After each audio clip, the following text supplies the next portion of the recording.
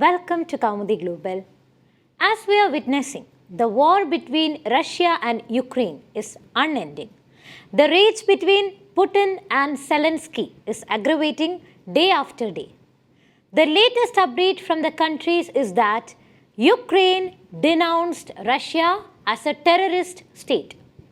Russian strikes on Kyiv and other cities in one of the most punishing assaults on Ukraine in months overshadowed the UN-called debate on the country's declared annexation of 4 partially occupied Ukrainian regions.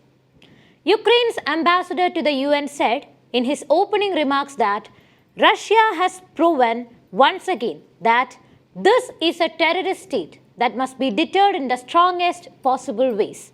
He even mentioned about his own family had come under attack.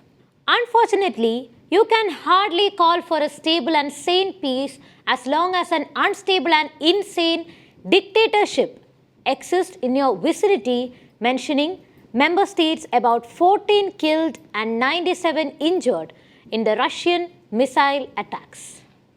Responding, Vasily Nebenzya of Russia did not directly address the missile strikes but defended his country's annexation of Ukrainian regions. We are being accused when we are trying to protect our brothers and sisters in eastern Ukraine, he said.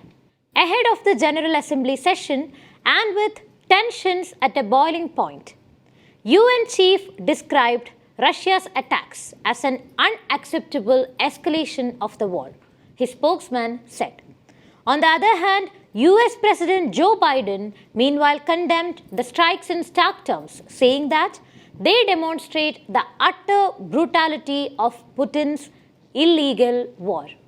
President held a conversation with embattled Ukrainian President Volodymyr Zelensky and promised Kyiv to provide cutting-edge air defense systems. While he was speaking with Zelensky, Biden even denounced Russia's recent massive bombings on Ukrainian cities. According to a readout from the White House, President Biden pledged to continue providing Ukraine with the support needed to defend itself, including advanced air defense system. Here we could understand how US is protecting Ukraine.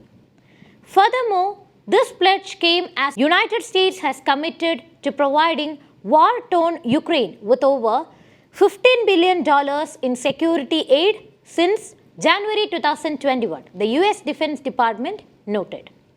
We don't and will never recognize the illegal so-called referenda that Russia has engineered as a pretext for this further violation of Ukraine's independence.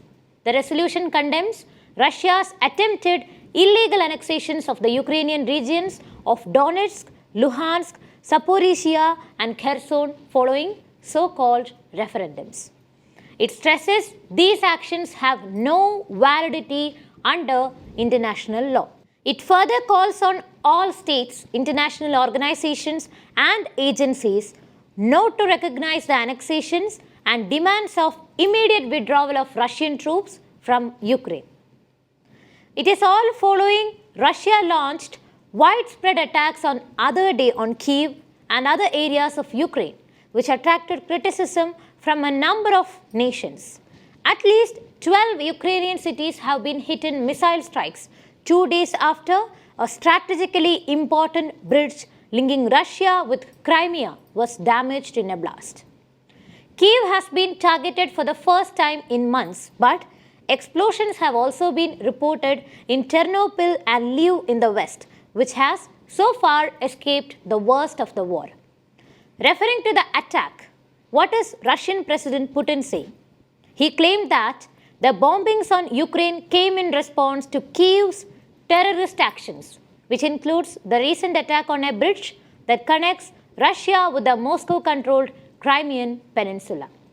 Meantime, India has abstained on a draft resolution stabled in the UN Security Council, which condemned Russia's illegal referenda and annexation of 4 Ukrainian territories. Also, the Indian embassy in Ukraine advised Indian nationals to avoid all non-essential travel to and within Ukraine in view of the conflict escalation.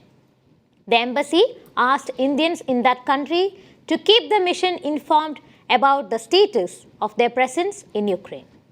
In response to media queries on the escalation of conflict in Ukraine, India's MEA official spokesperson Arindam Bakshi said, India is deeply concerned at the escalation of the conflict in Ukraine, including targeting of infrastructure and deaths of civilians. Bakshi also said that India has consistently maintained since the beginning of the Russia-Ukraine conflict that the global order is anchored in the principles of the UN Charter, international law, and respect for sovereignty and territorial integrity of all states.